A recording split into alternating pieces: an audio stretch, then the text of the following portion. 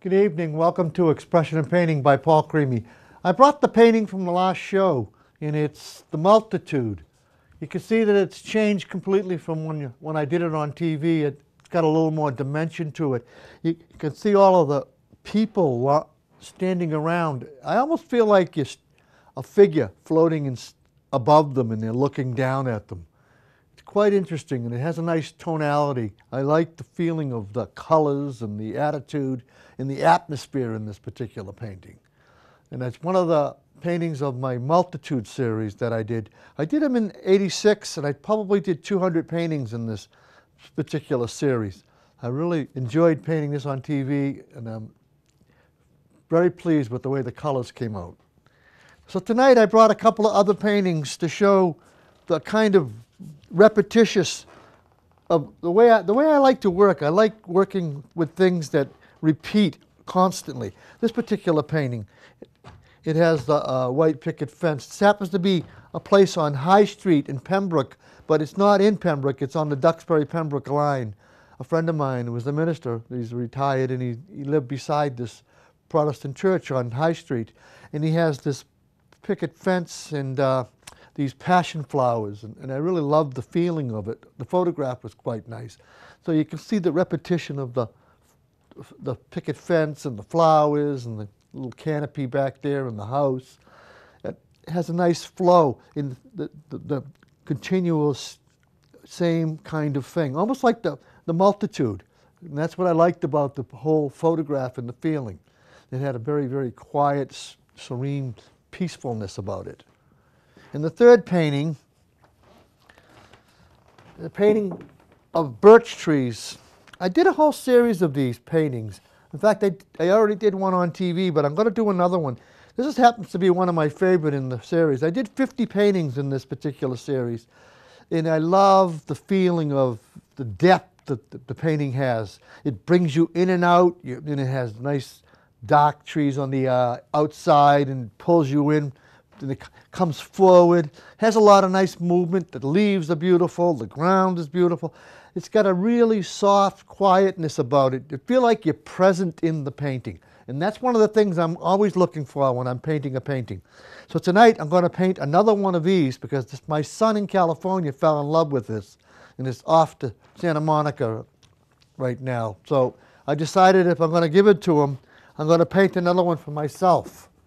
I didn't want it to be off the wall. So what I've got is the same shaped canvas, and I'm going to paint this particular canvas the same way as I painted that one. And no two paintings come out the same. I painted 50 paintings in the Birch Tree series, and not two of them are the same.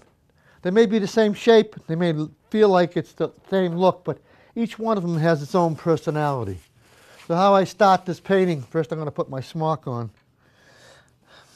I decided to take the intros from a lot of my shows, and I've got Facebook, and I've hooked up to YouTube, and I'm going to start putting some of these little intros that I've done on YouTube, so other people can see what I've done and what I'm doing. You can't do the show on YouTube, but it does have a nice feeling to see the paintings on that particular venue. All right, so I'm going to start off with a series of different brushes, as many different sizes as I can get. Put them in the water, see what happens. Let me see, that's enough, I think. Start with this one. I've got the gesso all set.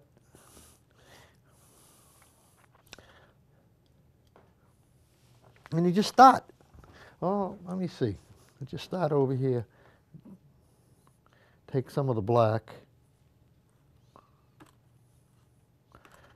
The paintings on the sides have got to be a little grayer than the other ones, so.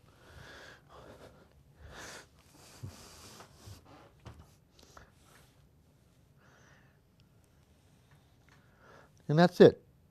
You just put these beautiful strokes. Not be afraid, just paint. That's what I love about what I do. I have a great time. It's so much fun to be able to do this.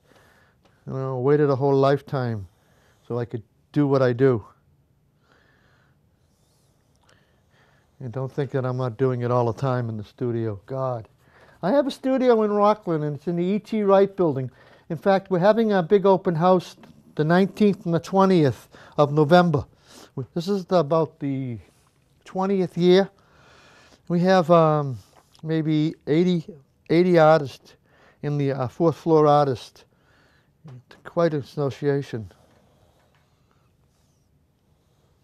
Keeps getting bigger and bigger.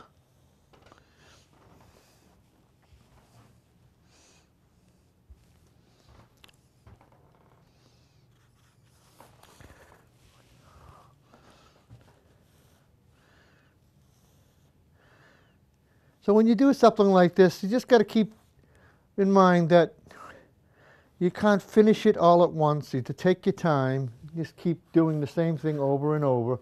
And eventually, as you go along, they'll start to make sense.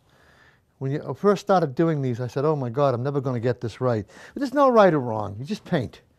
That's the key.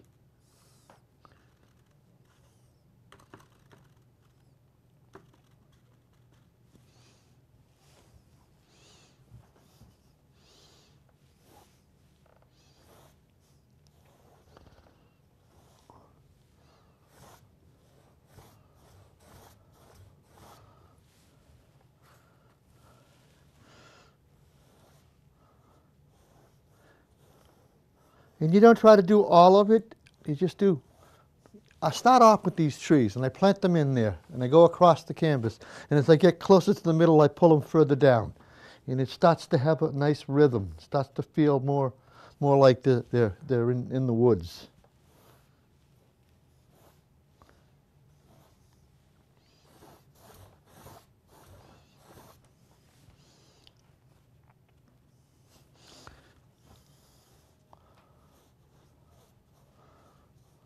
In fact, I have a bunch of them that I've kept black and white because I love black and white. There's something about it that intrigues me.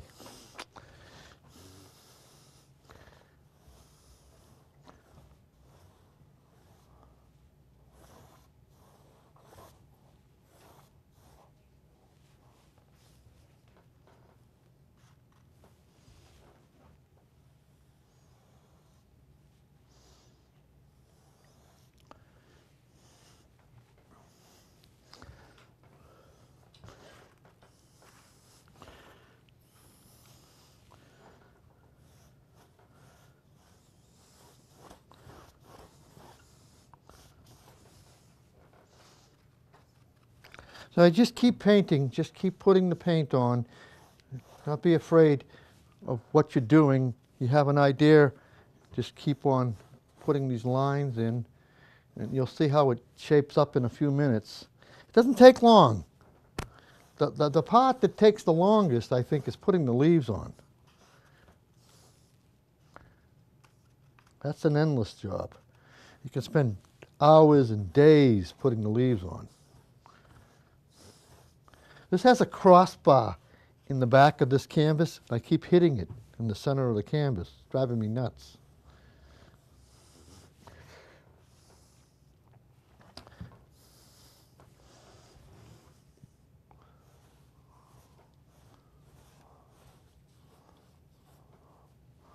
I'm going to get rid of this brush. I'm going to go to a bigger brush.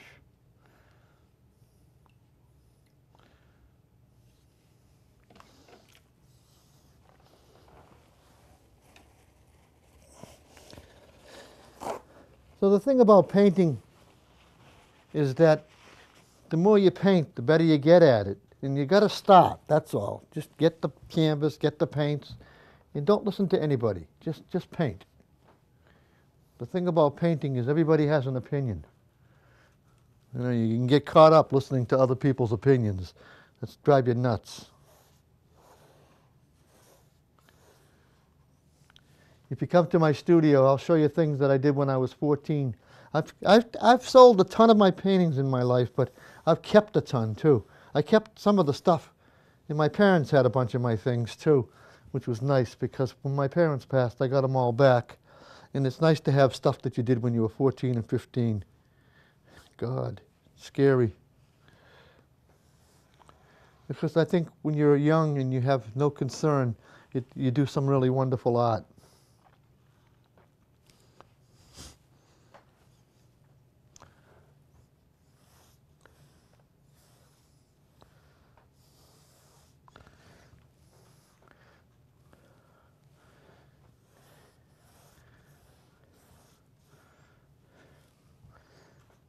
And just keep putting these trees in. All of a sudden,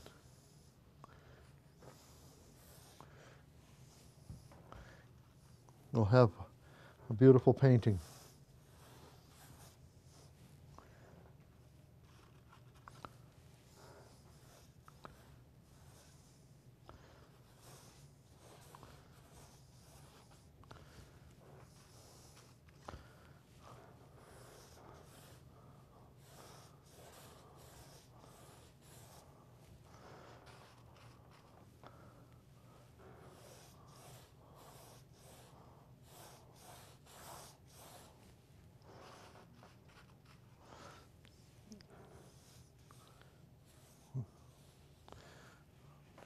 Let me step back, take a look. Too close. Nice, nice.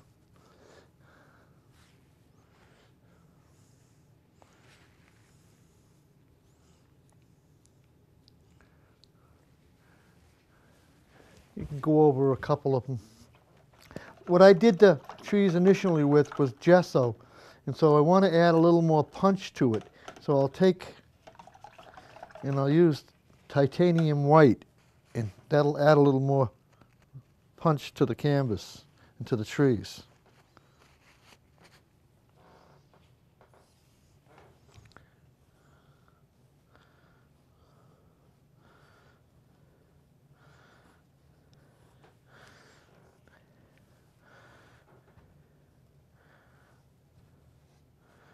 Because you don't want to add too much white in some areas. We want the tree to have a light side and a dark side. But these ones in the front, you want them to really stand out. Don't be afraid to really put it on too.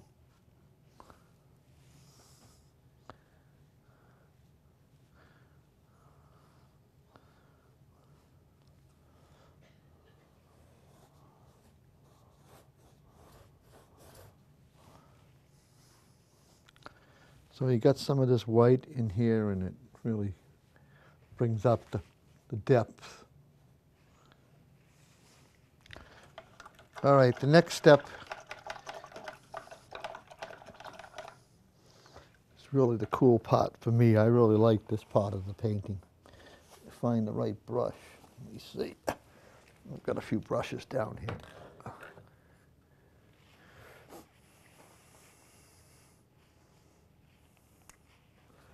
Yeah, this one looks pretty good. Flip around the paint.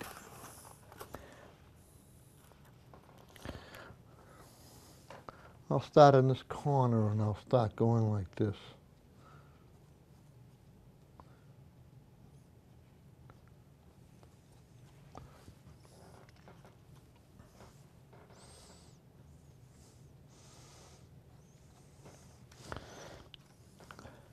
First I put these little dabs on, and then I'll add the branches, and then we'll put some leaves on it. I make it look easy because it is easy, but I've been doing this for 60 years. I started painting when I was 7, and well, maybe 61 years. I'll be 68 in December. I'm one of those lucky people. I have a birthday 2 days before Christmas. I get all the happy Christmas presents, but that's all right. No big deal.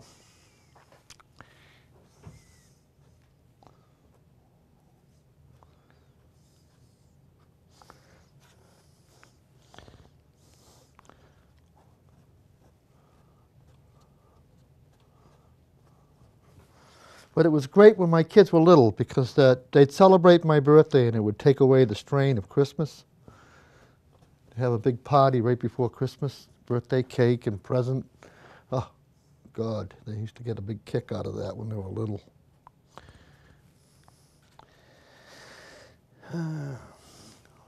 Cherish your kids. They grow up too fast. One day you have them and the next day they have kids. It's scary.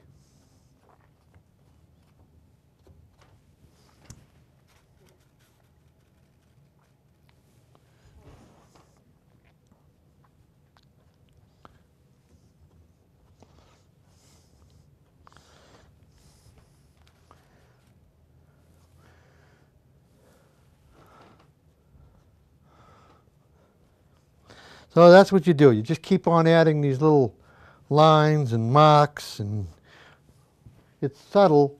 It doesn't look like much, but it builds on the painting. Anything you do that builds on the painting and makes it look somewhat real gives you another feeling, another dimension. The subtle things in the painting that I think work the most. When you look at a painting, your eye sees all of this stuff, and it shocks you.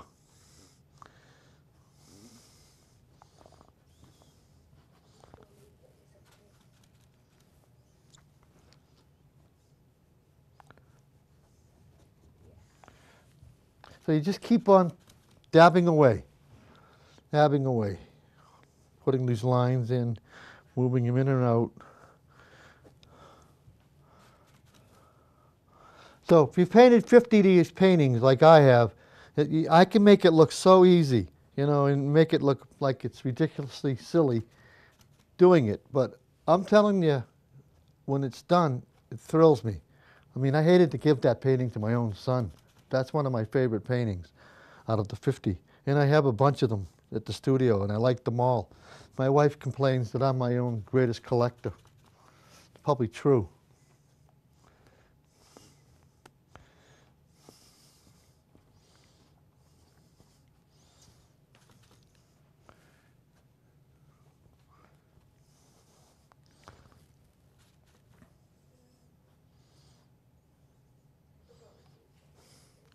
All right, so we got these little marks. Now we'll put the branches on. That's another fun thing.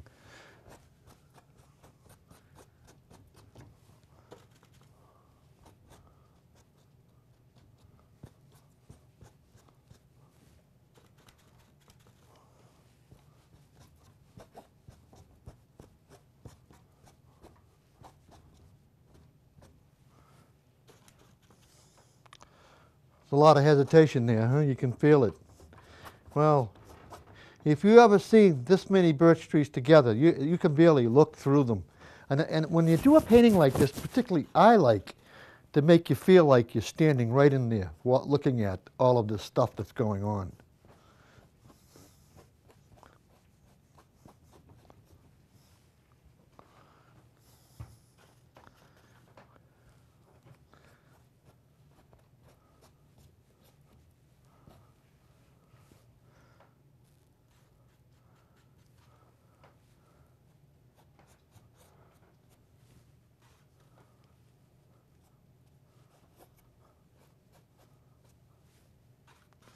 And then again, you won't see a lot of the branches because when we put the leaves on, they disappear.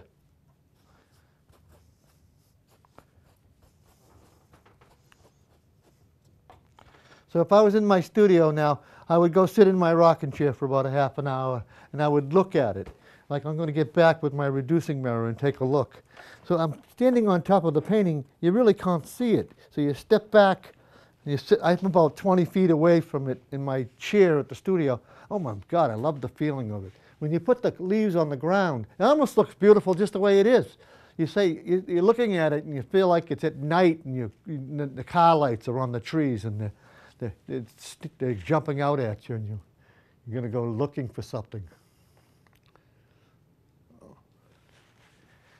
It's intriguing. I love black and white. I'm a printmaker. My whole life I've done prints. In fact, at the Plymouth Art Festival this year, the 44th Plymouth Artists Guild, one of my prints won first prize. I'm really thrilled with that accomplishment because they had 755 entries. So to win a prize, quite an achievement. My friend Marie Peters and I went down together, and she won first prize in mixed media, and I won first prize in printmaking.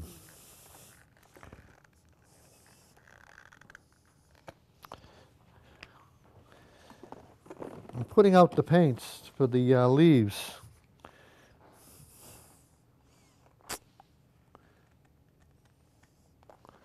This tube of paint drives me crazy. The paint dried up inside the tube. I don't know why. You really have to work hard to get it out of the tube and get it on the canvas.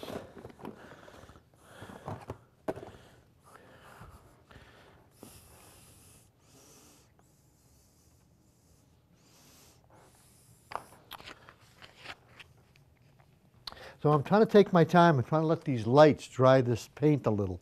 So I'll start over here because it's the least amount of paint.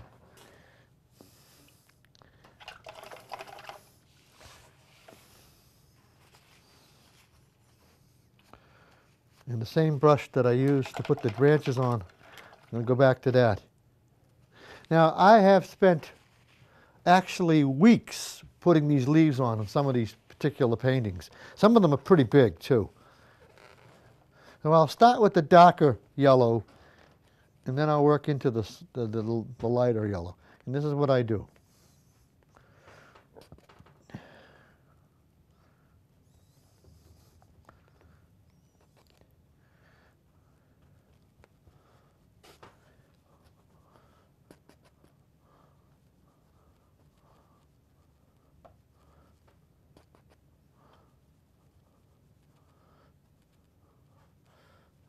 So when you see one of these paintings, you have to realize every single leaf is a separate stroke of paint.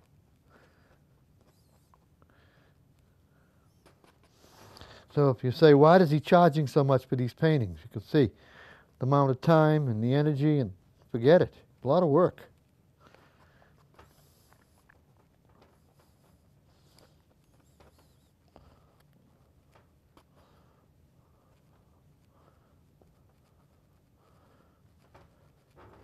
So it's all the time, the whole entire time you do it, until you get all of them on there.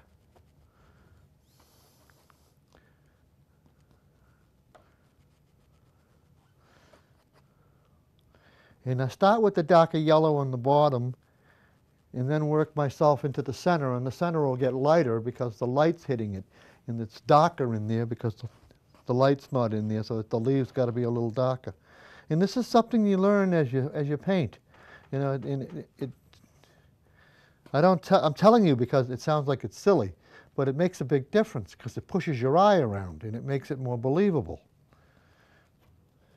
See, painting is an illusion, but it's a reality also in the same sense that it's something you know. I mean, people look at birch trees and they know them. They see the white tree and they see the yellow leaves and they say, oh my God. So you have to do something here that makes sense to the eye.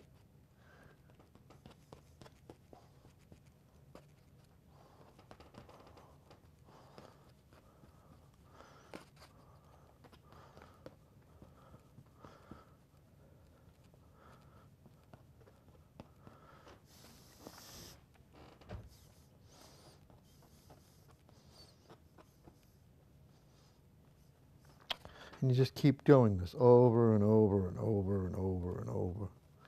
Love it. And like I said earlier, there's something about repetition, the things that you do constantly over and over that I like. Some artists hate it, but I like it.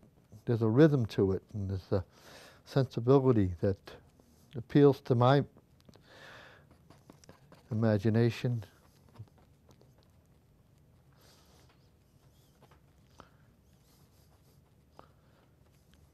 Of course, this show's only an hour long, and so I'm working like a wild man to get this on the canvas for you, to give you the idea that you're in this beautiful forest, and just trees are all in front of you. And they have all these beautiful leaves, and a lot of them are on the ground and all that.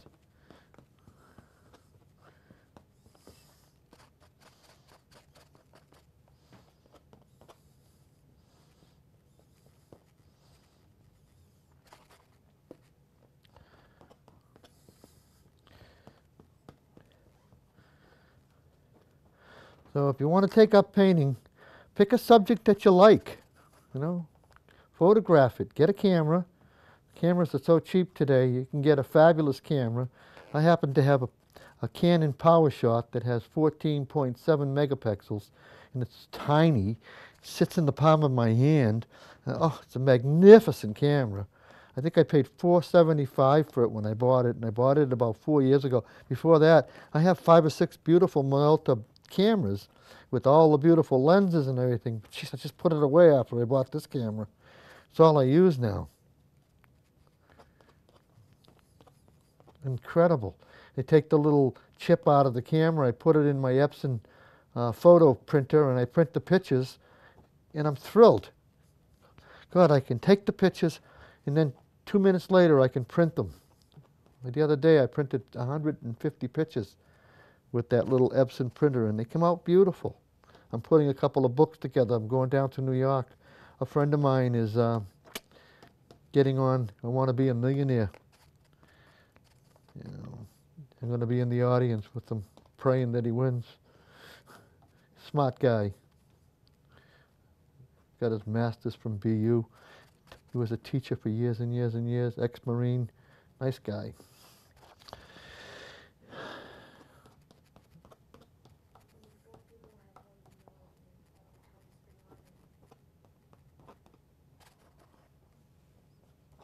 Let me step back now. I'm standing on top of this thing. If I was in my studio, I'd be sitting in my rocket chair. I'm going to step back and take a look. Oh, it's coming. It's going to look nice. It's going to be a beauty.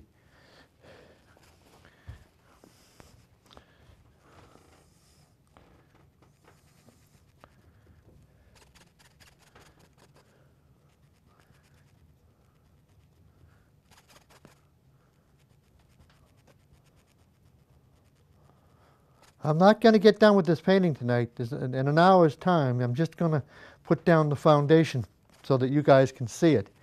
And women and men, and children, and whoever's watching. And by the way, I want to thank you for all the nice words you say when you see me and tell me how much you like the show. I know the people in this show, John and Ian and Bob, they work hard doing this show with me. And so it's nice if you sent them an email or a letter and told them how much you appreciate it. This is the Pembroke Broadcasting Station in Hanover. I think it's P, I'm not sure what the initials are. Pembroke Broadcasting, yeah, it's PBC. Great bunch of people here working every week or every month that we do this show. Put a lot of time and effort into it. Dr. Jones and her son and John's son.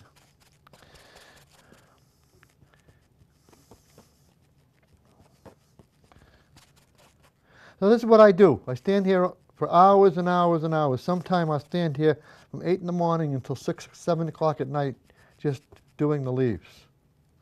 And I'll do that for 3 or 4 days. And I haven't done one of these paintings for about 2 or 3 months now, maybe longer.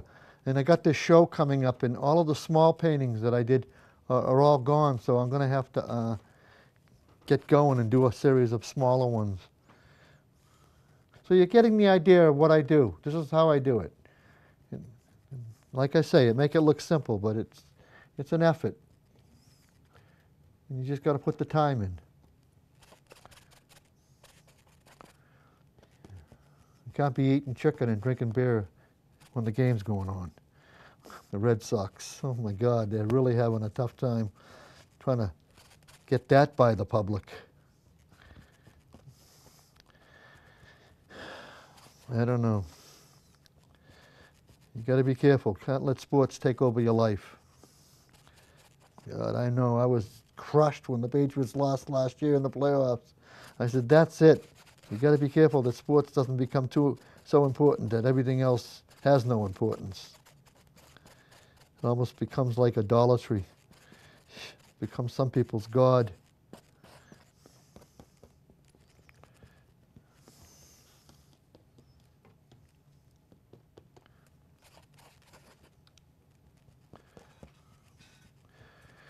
So I'm going to give it a whole across the canvas kind of feeling, but it's never going to be complete. It won't be complete until I get to the studio and do the whole thing in the studio. But what I'm trying to do tonight is to show you how I approach this particular kind of painting and how it works and how you can get it to work for yourself. All you got to do is be patient and not to be discouraged, because there's this little battle that goes on inside your mind every time you do a painting. Even me, after 60-something years, you just got to keep saying to yourself, hey, I know where I'm going. I'm going to get there. It's just going to take me a few days. And I'm happy with what I'm doing here.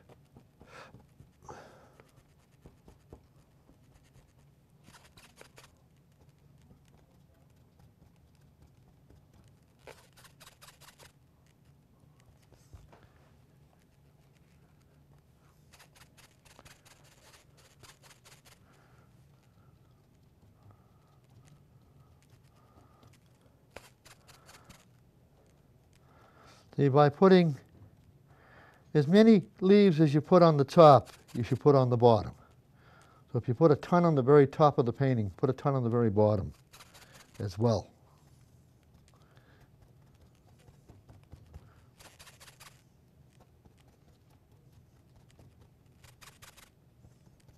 Oh, by the way, these little plastic divided plates, they're foam, styrofoam, they're fabulous for doing what I use here.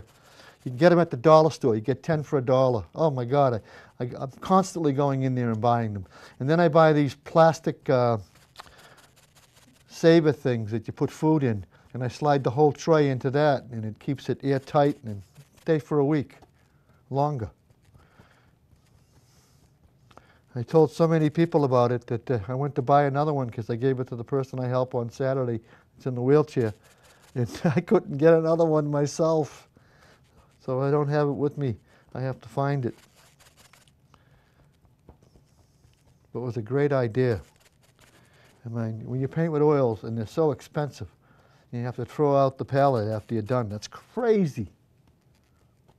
Absolutely nuts. And now this way, when you use the styrofoam and you put it in one of those like Rubbermaid or one of those holders that fits that this thing fits in, the paint will stay for a week or two, even longer. Oil paint's a month longer. Amazing. My friends are all accusing me of becoming too frugal as I get older, but I say, hey, kidding? The price of paint, unbelievable. And the way I use it,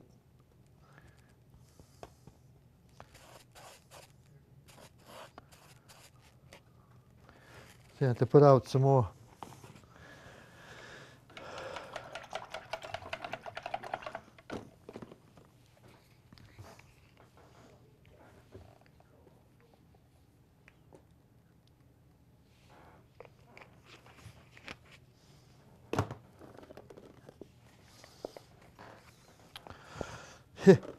My hairdressing days, they made these little things for the hairdressers to get all the color out of the tubes.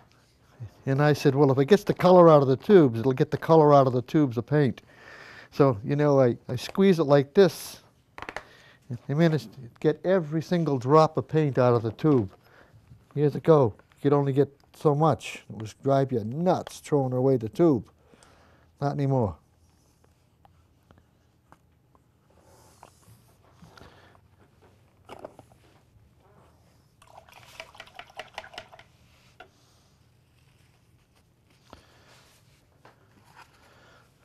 Back to dabbing.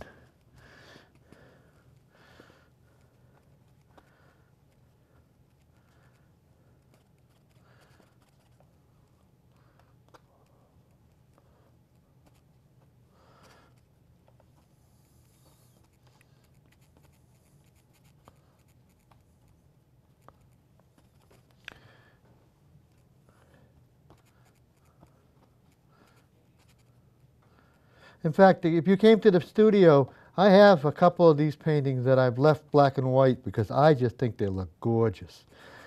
I mean, Joseph, they have such a strong feeling.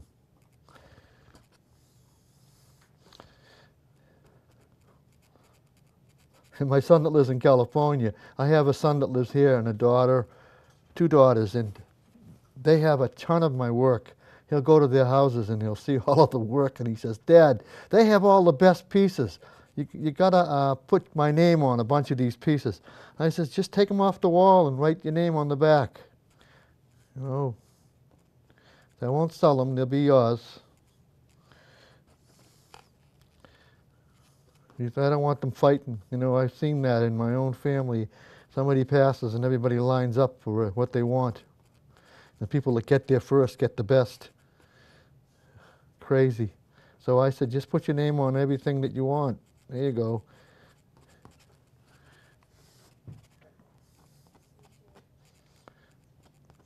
I have one son that lives in Hanover. He just built a beautiful, beautiful house.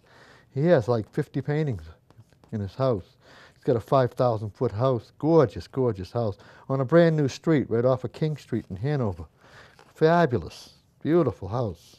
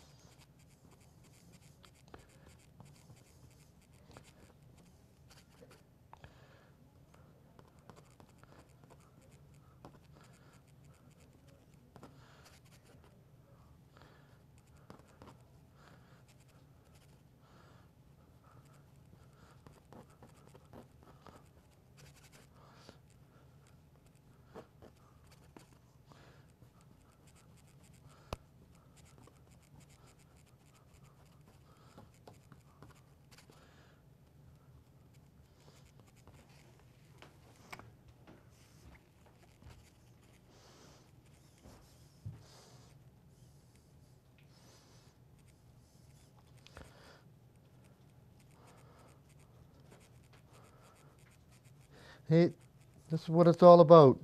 Continually putting dabs of paint on the canvas, and eventually it'll start to make sense.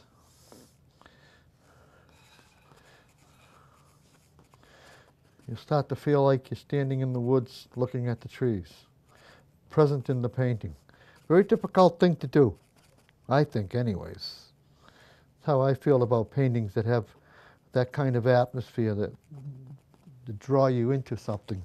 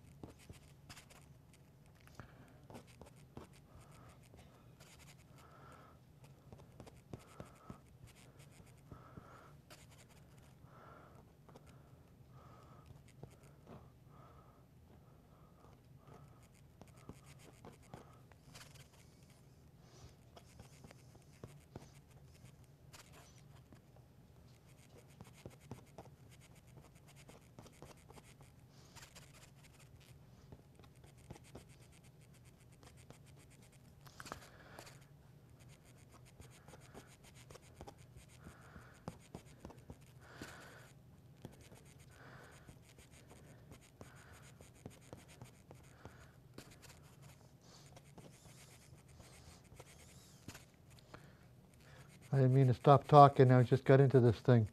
See, I'm trying to squint my eyes to get my reducing mirror. It's in my pocket. See, take a look. So when I get into the studio, what I'll do is I'll take green paint and I'll mix it with the black and I'll put some in here so that and I'll put some green in there. I'm not going to mess with all of that tonight. I'm just going to keep putting the leaves in to show you. But that's what gives it a nice, real depth to it.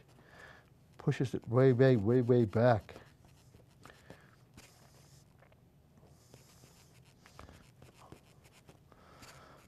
In different quantities of paint, in different dabs, make it look like real leaves. There's a reason that I'm doing it a certain way. I should be talking about it. I just thought of that. You know, you put a certain amount of pressure on the brush and it changes the way the blob of paint looks, and it looks more like a leaf. You know, so you don't have to paint every leaf to make it look like a leaf. Just put it on the canvas. If they can't figure out it's a leaf, then forget about it. You know, blowing in the wind.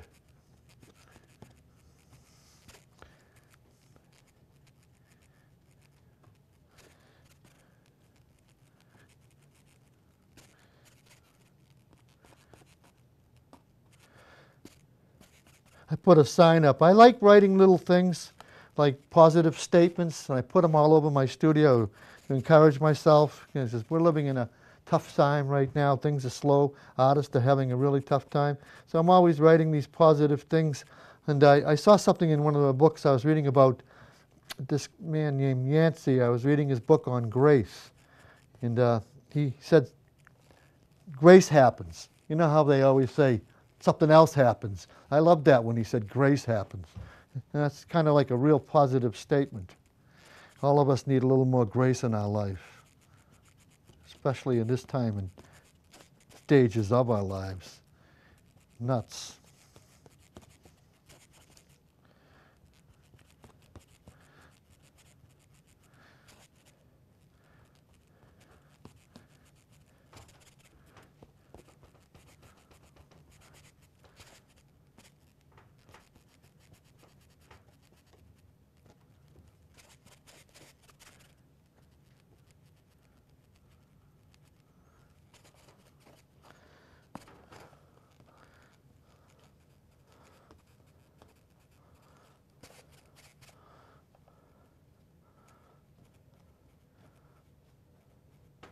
My son, he said, now, Dad, I want this painting. I don't want you to paint another one and give me the next one. I want that one. He's been around me too long. Oh, smart guy. In fact, he wanted to take it on the plane. We just couldn't figure out how to wrap it to get it on the plane. I think it would have cost them a lot of money because it was oversized. It's 2 feet by 4 feet, 24 by 48. I'm going to send it FedEx. He took that painting and another one of water lilies. It's gorgeous.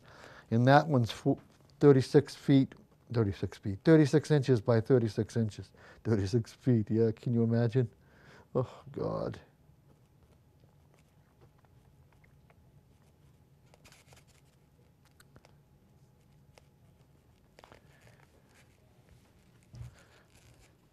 So this is what I do. I keep going from one side to the next, going back and forth, and I keep applying the paint. And eventually, after I've got about 1,000,000 tiny little strokes on the canvas, it's done.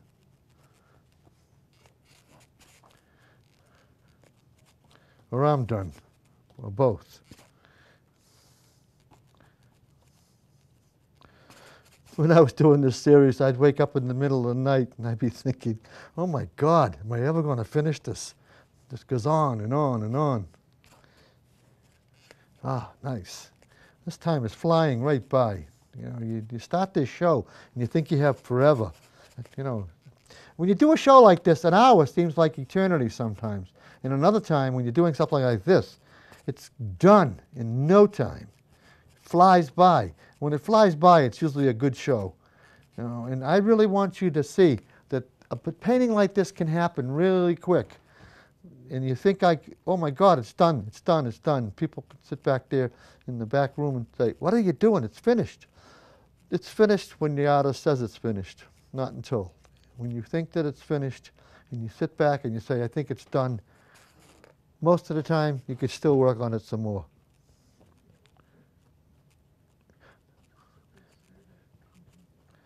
They have a life of their own, all paintings. And the quality of the painting and the atmosphere and the feeling. My wife came into my studio. She's funny. She very seldom comes in and says anything. I was getting the studio ready for the open house. I'm hanging up the paintings. And she says, well, let's stage it. Let's do this. We'll put all the birch trees in one section and all of the purple painting flowers in another section and the beach scenes. And I'm telling you, it came out fabulous. God. People are coming in saying, oh my God, Paul, the studio looks great. I says, well, don't give me the credit. Give it to my wife. She has a better eye, I guess. Well, she watches all of these designer shows. Perfect. Give her the credit. Told everybody likes the way the studio looks.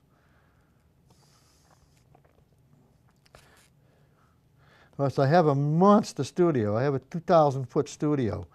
And this is the biggest one. Well, I had a big studio in the Codman building, but it wasn't as nice as this one. This one's more like a gallery.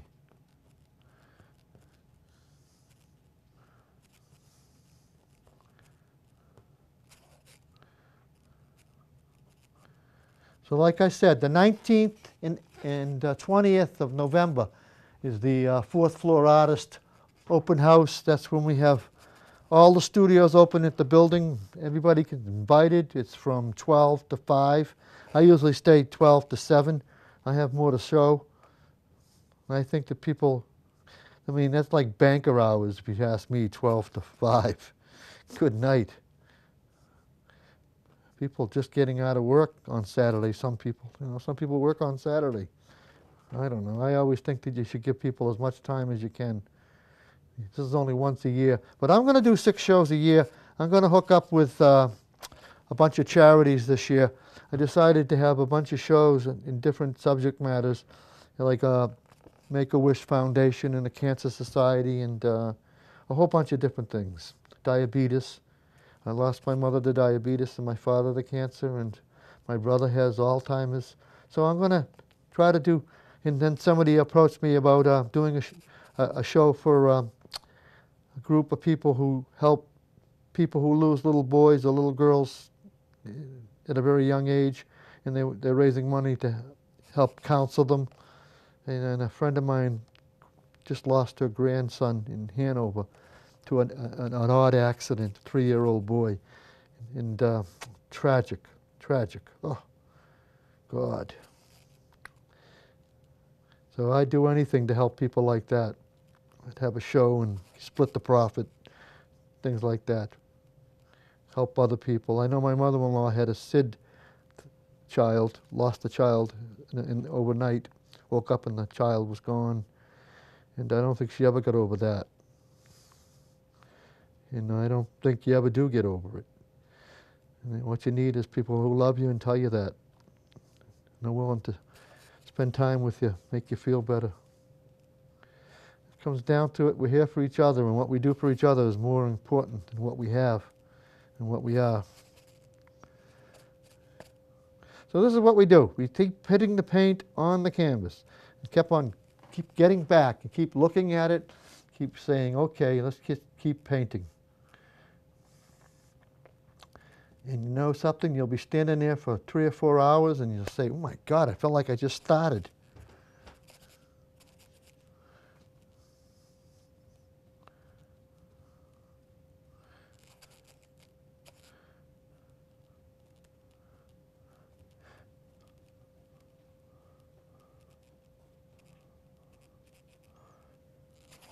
So if you want to paint, just go out and buy the paints. Get a coupon from Michael's, go online, 50% off, buy a set of paints, and buy a canvas, go back 2 or 3 times. Every time buy something else till you get all the materials and then start painting. And you can even go to Ocean Job Lot. They have paints there, fairly inexpensive. You don't need to spend a lot of money. Look around, see what you like for artwork, for yourself. What makes you feel good. Don't copy anybody else or just copy the masters. I mean, when I was a kid, I went to high school in Quincy, and they liked my work so much they set up a thing for me so I could go to the museum on Saturdays. And I was 14 years old, and I took the bus and the train and went into the museum on Saturday, and I could do all of the things that they did at the school on Saturday. It was fabulous. It was one of those experiences as an adult to this day, I still love doing it. I love the museum. Museum of Boston's magnificent. People don't appreciate how great a museum we have and the quality of work they have in there. In fact, when I graduated from high school, I got accepted as a student at the museum. My portfolio was like 10 or 11 out of 125,000. And it wasn't because they knew my work, it was because the dean had gone over my portfolio for 4 years. Took 15 paintings out of 300, and then at the end I had 60 paintings or different pieces of work. So we're getting there. Let me go back and take a look, see what it looks like. I want to stop for a second and step back and take a look. Oh my God, yeah, I really like it. It really feels like it. I need 1 million more leaves. You just can't imagine how many more leaves. And even in the center, I mean, I can put a whole bunch. I could put some more trees in there. There's a lot of things you can do, but you have to just take your time, sit back and look. When you paint a painting like this, 90% of the time is looking. If you stand there and you just paint and you paint and you paint, you get buried in the painting and somehow it just disappears. You know, I see all of the things that need to be done. It needs to have white in certain areas. You need to bring out those trees in the foreground and shade the ones on the side. But you can't do everything in an hour. All you can do is lay the foundation. This is like the foundation in the first floor. I've still got to put up the walls and the roof and then do all the interior. But what I've done tonight is I'm giving you the layout and how it starts and the design of the painting and the attitude and how you approach it and how it builds. This is the kind of a painting you take 3 or 4 days, and at the end of the 3 or 4 days you look at it and you say to yourself, oh my God, this is beautiful. You can almost touch the leaves and you almost feel like you're walking in the woods. Those birch trees in the Birch Hills are absolutely fabulous. You go up there with your camera and you take pictures and you say, oh my God, with this time of year is one of those magnificent places to go. In fact, my son came all the way from California just to show his wife the foliage. She's from Canada and Vancouver. But she said the leaves don't get as strong in that part of the world. They're yellow and there's green, but the orange and the bright red doesn't happen. So we can put a little more on, get a little more of the dark yellow, put another dab in here. Got a few more minutes I can paint, getting close to the end of the time. And I don't want to waste a lot of this paint. I have this big plastic holder, and that works pretty good with these white styrofoam food separators. I mean, I'm not using it for food separating, I'm using it for painting palette.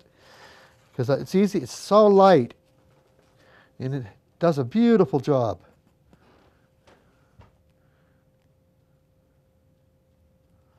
So now you do the intense work. You go in and you touch over and over and over and over. And so when it's not quite dry in the background, the yellow turns a little greenish because of the black underneath, and it gives that really nice feeling. So after you let it dry overnight or a couple of days, and you go back and you do it all over again. You go over it and over it. And eventually you're going to get what you want. And what you want is something you feel inside. You just can't do it to the point where you can't see anything, too. That you can overdo it. So that's another thing you have to be careful of.